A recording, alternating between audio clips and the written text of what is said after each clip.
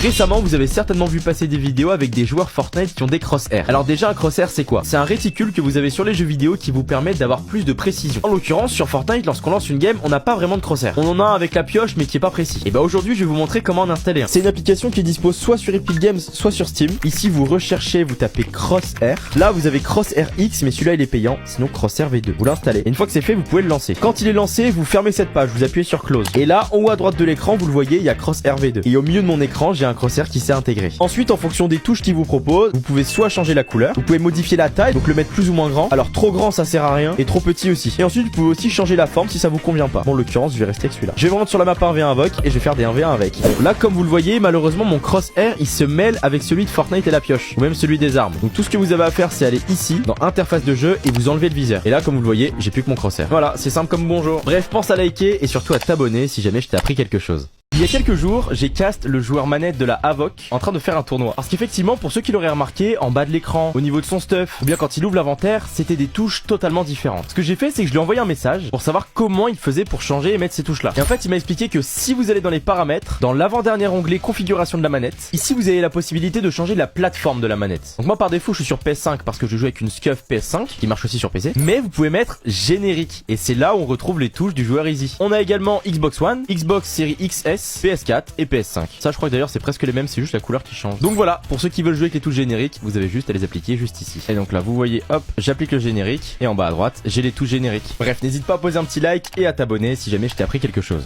Aujourd'hui, je vous lance un défi de l'extrême. Tous les 10 000 likes sur ce short, ça rajoutera 1 heure à mon temps de live la semaine prochaine lorsque je découvrirai avec vous la saison OG du chapitre 2. Ça veut dire que si jamais ce short a 10 000 likes, ça me fera 1 heure de live. S'il en a 150 000, ça fera 15 heures de live. Ça peut aller très vite. Et vous savez quoi? J'annoncerai les résultats la semaine prochaine. Vous avez jusqu'au jeudi 31 octobre à 17 h pour exploser le compteur de likes.